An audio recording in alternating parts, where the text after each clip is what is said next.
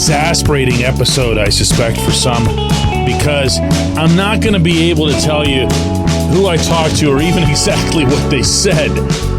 But I also feel like it paints the fairest picture possible, so I'm going to share. Good morning to you. Good Friday morning. I'm Dejan Kovacevic of DK Pittsburgh Sports. This is Daily Shot of Pirates. It comes your way bright and early every weekday if you're into football and or hockey. I also offer daily shots of Steelers and Penguins in the same place that you found this. I am told by someone who most definitely matters within the Pittsburgh Baseball Club's structure that they are in fact serious about the 2024 season, that they are in fact looking to improve the roster, and that while they feel that way, they're not about to do something that they don't think is right, meaning they're not going to push for a trade that they feel is imbalanced or might hurt them significantly into the future. You can say what you want about that stance. You can say what you want about the veracity of even the sentiment that's expressed there, that they're looking to really make something happen this summer. And me, I'm just going to pass. I'm going to let it go. I have had a self-policy for a lot of years that whenever I get information from somebody that's original, exclusive, whatever it is that you'd want to call it, that I don't just go flying in through the side door and offer my opinions on it. It's there for you. Do what you want with it. What I will say, as this came from a separate source, is that Ben Cherington is slow. Don't take that as the insult version of slow. Slow meaning he does things with a painful level of deliberation. I've been told this for years, had it reiterated to me, that even the moves that don't get made, even the most minor, insignificant moves that don't get made, he will ponder them in a painful way, taking every minute that he can on a given deadline, whether that's, waivers, 10 days on the DFA and everything else, to try to make really, really, really, really sure that he's about to do the right thing. And yes, I know I can cite the names of a bunch of those relievers that he's picked up and thrown away in the past couple weeks too. But the reason that I share this separate thing is that it keeps pointing back to something that I've been telling you for a while here, which is that this isn't something that comes from the very top, meaning don't go adding to the roster, don't go spending any more money or anything like that. It's not. It's just not. I know that I can say that a million times. I can actually shout it. And very, very, very few people who are listening to this program, even if they like the show and trust me, are going to believe this, because the image that's ingrained in the Pittsburgh public of Bob Nutting is hopeless. There's nothing anyone can do about it. He's Mr. Burns from The Simpsons, and that's the end of that. It'll never change. In fact, it's probably only going to get worse over time. Okay. That's not going to stop me from telling you what I know to be true, all right? I'm still going to do that. And what I know to be true in this case, or I should say what I believe to be true, is that Cherington runs baseball ops. And as such, he's been both christened and delegated. Delegated might actually be the better term, with the authority to do as he pleases with baseball ops. He has a certain way that he goes about things. And he, very apparently, isn't inclined to change how he's done things because of the situation that's right in front of him. He's not moved by seeing Paul Skeens, Jared Jones, Mitch Keller, Bailey Falter, can't leave him out, look like this world-beating rotation. And he's not going to suddenly think to himself, I need to alter my attitude about all of this and my processes and everything else to adjust for having this rotation that, as more and more people around baseball are beginning to discuss, could go into any playoff series and have the Pirates favored to win it.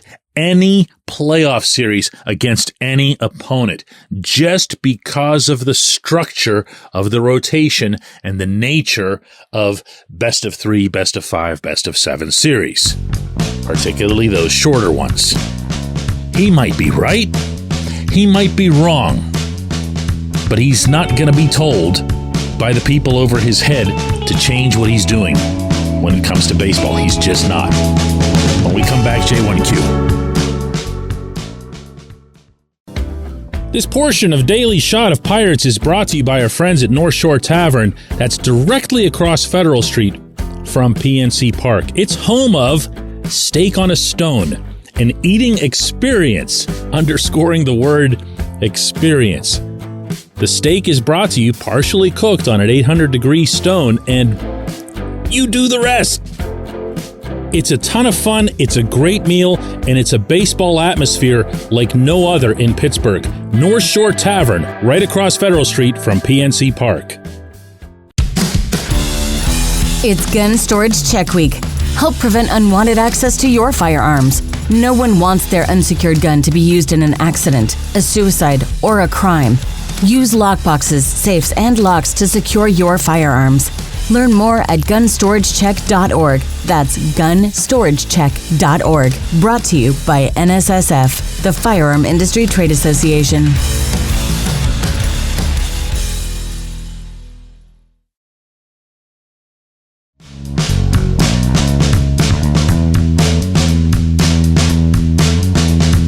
Today's J1Q comes from Bruce, who says, DK, I listened to John Smoltz on Rich Eisen's podcast. He talked about how the Pirates, with their starters, would not be a team he'd want to face in a short playoff series. He also went on to say that upper management in Pittsburgh needs to make some major changes in philosophy in acquiring more talent. Wouldn't it be wonderful if he owned the Pirates? Bruce, I don't have a pattern on this program of talking about other media. I've always found it actually kind of boring to hear media talk about other media, but Smoltz is who he is and really who he was. And if you think about someone whose opinion you'd value on this, it would be the guy who was part of Smoltz, Maddox, and Glavine. The Braves made it to the playoffs 16 years in a row. Still just one of the more amazing marks in Major League Baseball history. And they did so on large part because of 3 pitchers. And they didn't always win. In fact, they didn't win the World Series very often. But they were there every year. They were immensely competitive. And that was largely because of these 3 pitchers. And it's really that part of the discussion, I think, Bruce, is the one that's got to be had internally at 115 Federal, where it isn't just business as usual. It isn't just baseball as usual. It isn't, let's keep rebuilding per this plan that we put in 5 years ago, and let's just keep doing that into perpetuity. And remember that one of the things that Ben Cherington and before him, Neil Huntington, would talk about openly was the concept of perpetuity. In fact, with the Tampa Bay Rays in town this weekend, it's a timely topic because the Rays are the one that really kind of set this up. The Rays are the ones that said, listen, we're never going to have a year where we go all in, where we completely sell out to try to get that elusive World Series ring. We're just going to keep doing things the Rays way, year after year after year, and let the dice roll whichever way they roll, because that's also part of the analytics community's thought process, is that there's a whole lot of luck involved in the playoffs and that the real skill in team building and everything else comes in what you put together for the regular season and getting to the playoffs. Well, sometimes things happen, and Paul Skeens happened. Yeah, they got lucky. They won a lottery. But they got him, and he's here. And Jared Jones is here, which is not at all lucky. That's a good draft pick and presumably good development to have gotten him to where he is. Mitch Keller's here, also not lucky. And they're here. And now you have a scenario that no one, including Cherington, could have expected. And you have to, modify things. You have to look at it and say, oh, wow, okay, hey, hang on a second. We weren't anticipating all this. Now what do we do? As opposed to just leaning on process. I appreciate the question. I appreciate everyone listening to Daily Shot of Pirates. We'll be back with another one of these on Monday.